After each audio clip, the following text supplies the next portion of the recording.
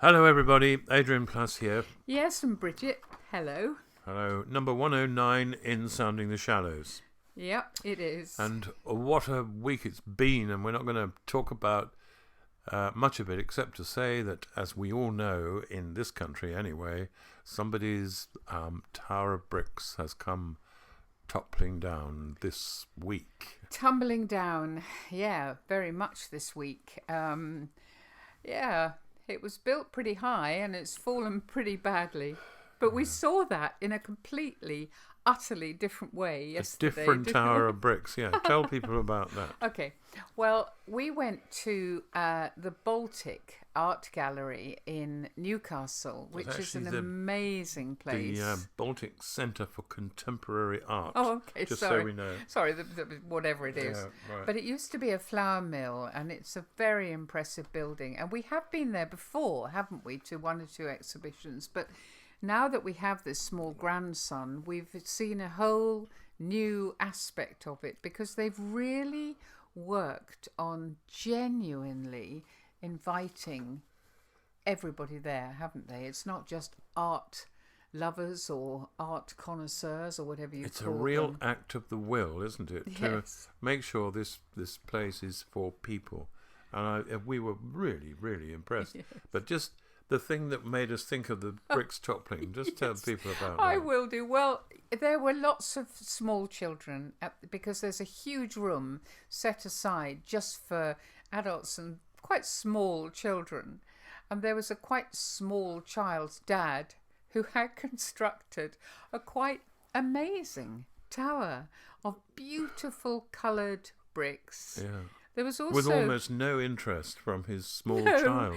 But there was an interest from another small child, which happened to be our small grandson, who's 1 and 4 months now, who saw it and wanted more than anything in the world to knock it over. So he simply walked in between this other child and his father and destroyed the tower. What amused me was that the father suddenly, I think, woke up to the fact that he was making a tower.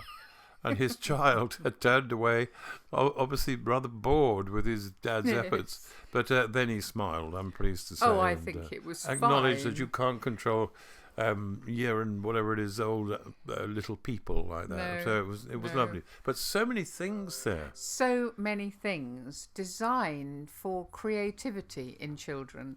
Lots of building blocks of different sorts, some real size soft bricks, and a sensory room that I could have sat in for hours, Adrian. It was so beautiful, wasn't it? Things like if you put your hand against the screen, suddenly colours were created, and if you moved your hand, you got this swathe of the colours followed your fingers like a trail, didn't they? They did. I've not seen anything quite. No, it I was suppose that's absolutely easy nowadays, but it was lovely, and to see so many options for their children to keep them thinking and gazing and wondering. And more than that, wondering. That's what I was just going to say. That's what I found so fascinating, watching these small children transfixed by wonder. And I looked and I thought, do we lose it? Do we lose that sense of awe, really, that something so... I mean, I had it when I was there. Yeah, so did I. But do we lose it? I don't know. There was one very solemn small girl wearing a very solemn dress, a little black dress. And she came over to me 2 or 3 times to very solemnly present me with a brick that she had picked up somewhere else. Yeah. And it was enchanting, absolutely Well, small enchanting. children aren't like that, Adrian, aren't they? I mean, I remember, this is nothing to do with what we were talking about, but do you remember the little girl Iris who decided that you should not be where you were, but obviously you should be somewhere else? Yeah, I'd just done a talk on the prodigal son and said, I said that when you come across somebody who is in the wrong place or wherever they are on the road, that you had to go to where they are and then take them to where they needed to be. You had just done that. 2-year-old couldn't possibly have heard and understood that. No, she was in the other room. She walked up to me very purposefully in the hall outside and just took my hand and hauled me out of the building into the big tarmac yard. And you actually thought, how delightful, how sweet. Yeah, I didn't you, did think it was she rather was taking sweet. you for a walk. I thought I could use this as an illustration in part 2. Got to the middle of the tarmac and she abandoned me totally and ran away to do something more interesting. She went back into her parents. Well, whatever. Yes. But I mean, it was just she had decided at that moment that there was something really useful about taking this large person and putting him in the middle of nowhere. Fascinating at that age. It is, and just watching other people's children wondering. You can't quite say that they were wondering, can you? But they were certainly tastes of pure wonder, really. Yeah, there were. Yeah, we had a lovely time. And we always have enjoyed wonder because, I mean, people talk about heaven, and we tried to talk about heaven, but there's some sort of mythical information about heaven and metaphorical pictures of heaven, but something in your heart, something in the child in you, wants to touch the wonder of what it's like to live where God is, I think. Don't you think that's built into us, Adrian? I'm sure it is. That sense of other that occasionally we catch? Yeah, I think it is. And we see wonder. We do see wonders. And over the years, we've made a little list of things that really knocked us back. And they're a strange old mixture. I mean, one of them was the TV series Cranford, believe it or not. Because every now and then you're doing something that you've done 1,000 times, like watching a TV series or new TV program. But I found Cranford, I think you did as well, just enchanting. It was Judi Dench, of course, apart from anything else. Oh, not just though, but being such a soft and kind character, which he doesn't usually play, and the other actors as well. It was a wonderful series, and it took my heart. It grabbed my heart, and every now and then, once or twice, brought tears to my eyes. So I loved that. Yeah.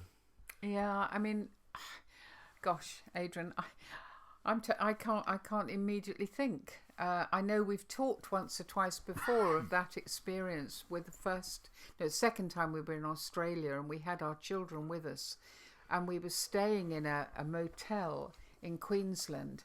And then it just sort of read a bit of information that said that was where the turtles came to that very beach to lay their eggs, and that this was the very time when those eggs would be hatching.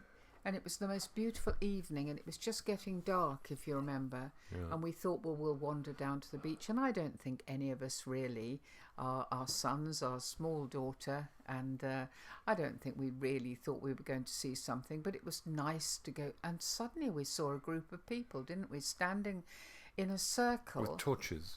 Torches. And we went and joined them. And there, because these giant turtles, they bury their eggs deep in the sand dunes and then go and swim off and leave these eggs to hatch and leave these tiny, minute turtles to make their way to the sea. Yeah. It's built into these minute mechanisms of turtles that's the way they have to go.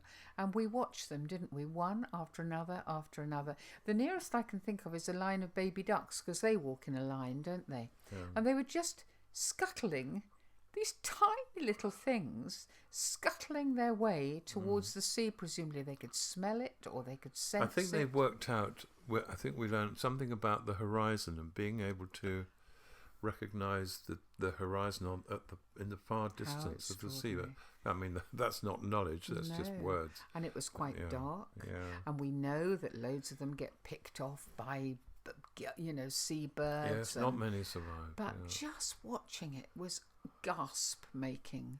But not much different to watching our grandson playing with the colours on that screen. Oh, no, very similar. We had somebody sent us something, didn't we? But, we don't very often look in a mirror at ourselves and experience wonder, and that's what this was about. No, we really don't. Really. But I think this beautiful poem, and it's quite long, so I'll only read a bit of it, but is about the fact that when you look in a mirror, you can quite often see a distorted image based on what you think other people think of you, what you think has happened to you. And this is what she said, and I'm only reading part of it.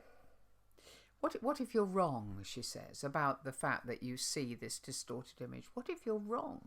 What if, like a painter or sculptor develops their original to be more complex, more refined, the bold colours at the beginning becoming more subtle with more lines, more strokes, you're more beautiful now than you were at the start. The colours that were faint or only just visible are now more defined through experience, bringing with them strength, depth and wisdom.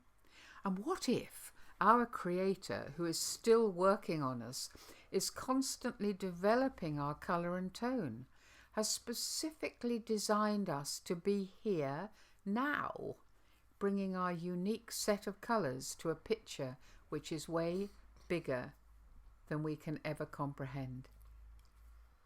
If we believe our view of the mirror, then we're denying our God colours, and that is not what he intended.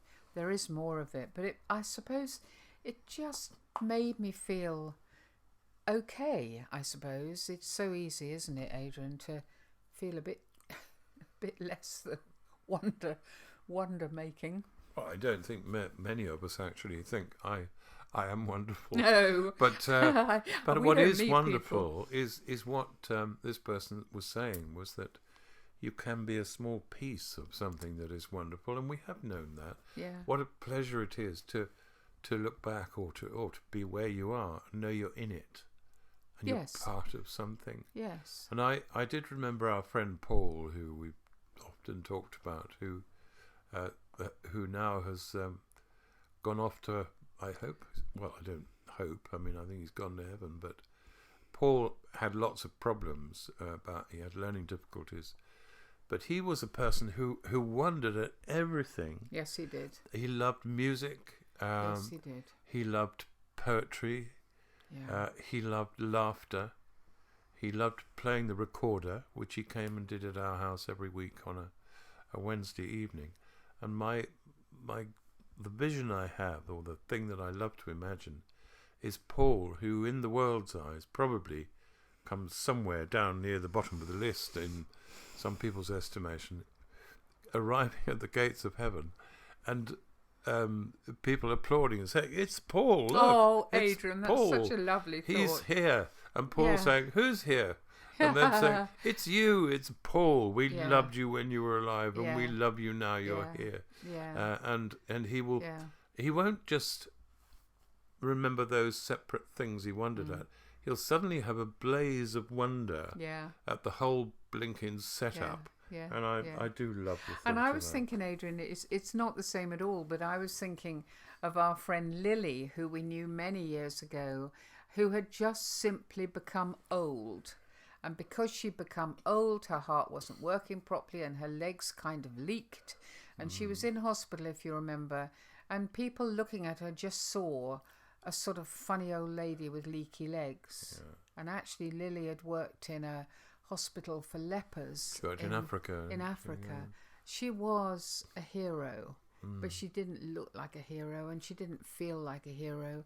And nobody looked at her and thought, how amazing. But again, I am absolutely sure when she got to heaven, you know, we were talking about parties, weren't we, and bunting and all good things. Yeah. Because she was good through and through.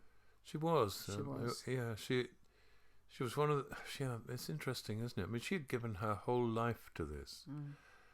And one of the things we loved about Lily was that she always had a funny story. Yes, she did. She had She did. collected wonderful stories as she travelled, and seeing Yeah. her in hospital, I remember someone had just left a sandwich without thinking too far away from her for her to pick it up, and she was still being so nice about everybody and saying, "Oh no, they really look after me very well." And I thought, Yeah. well, put her blinking sandwich closer to her then. Yeah. So it was a sad end, but a wonderful life. Well, Wonderful pretty life. wonderful welcome, as we're saying. And she had that sense of wonder, as some very elderly people do, don't they? They move into a phase of their life where a lot of stuff is stripped away. Yeah, A that's lot true. of the worry, a lot of the trying to make things happen, or wondering where you're going to live, or Yeah, and there you are, and you're open to something. very hard if you're on your own too. Very, very difficult. I was thinking very briefly about people in the Bible who changed, and suddenly acquired a wonder that actually was already seeded in them, if you like. Who were you thinking of? Well, Zacchaeus is one, and Saul is the other. That obviously both of them had something in them that responded to Jesus, not because he did a miracle exactly, but because something had happened in them that needed that confirmation and affirmation and a bit of truth and honesty that turned their lives upside down. So if you want to read about Zacchaeus and Saul, of course, became Paul, suddenly Paul finds Jesus an absolute wonder, having been told off by him to start with, or been asked why he was still against. Well, of course, he met him on the road, but he never actually met him. No. Do you know, I just suddenly had this lovely image, Adrian, and that's of Paul and our Paul Taphouse, meeting in heaven. Paul had a lovely deep voice, didn't he? And he was always very polite.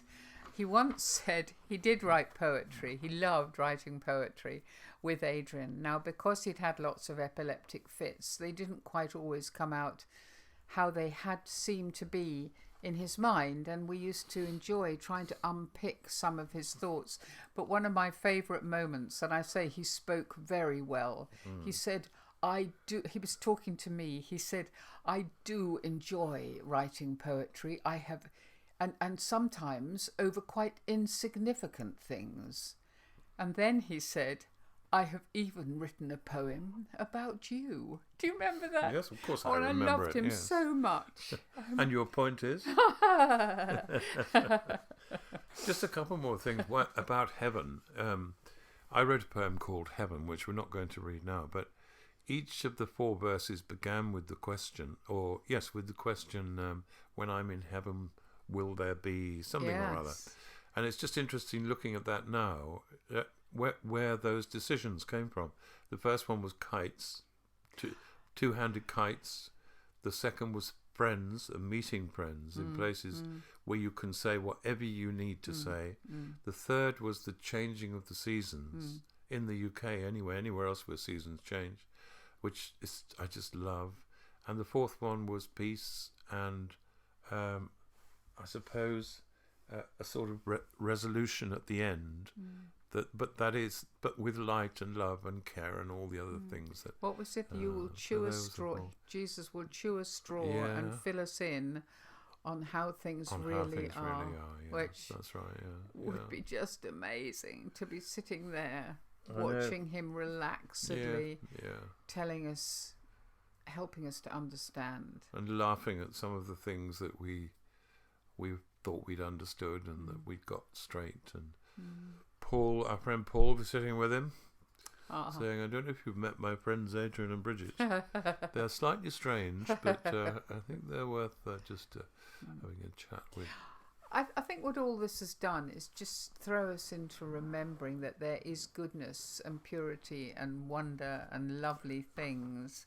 It's all a bit tarnished this week. It's all a bit odd. And, to end up with that idea of childlike wonder at the very best. It's a very good thing, I think. And one thing we will do now is read something that over the last 20 to 30 years, we've often finished with this piece. And I suppose it's because there's a hope embedded in it. And it takes us back to the children again and what children love and particularly being able to play. Yeah. And one day we hope and believe that we will be able to play properly, whatever that means. And it's just called Playground.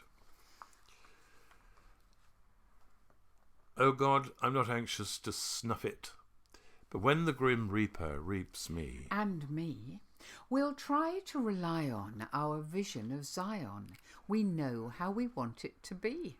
as soon as you greet us in heaven and ask what we'd like, we shall say, We just want a chance for our spirits to dance. We want to be able to play. So tell the angels to build a soft playground, designed and equipped just for me. and me, with a vertical slide that's abnormally wide and oceans of green PVC. There'll be reinforced netting to climb on and a rubberized floor that will bend. And no one can die, so we needn't be shy if we're tempted to land on a friend. We'll go mad in the soft, squashy mangle and balmy with balls in the swamp. Coloured and spherical, we'll be hysterical. We'll have a heavenly romp. There'll be cushions and punch bags and tires in purple and yellow and red. And a mushroomy thing that will suddenly sing when we kick it or sit on its head. There'll be fountains of squash and ribena to feed our continual thirst. And none of that stuff about you've had enough. Surely heavenly bladders won't burst. We might be too tall for the entrance. Ah, but Lord, chuck the rules in the bin. If we are too large, tell the angel in charge to let us bow down and come in. See you next week. Bye-bye. Bye.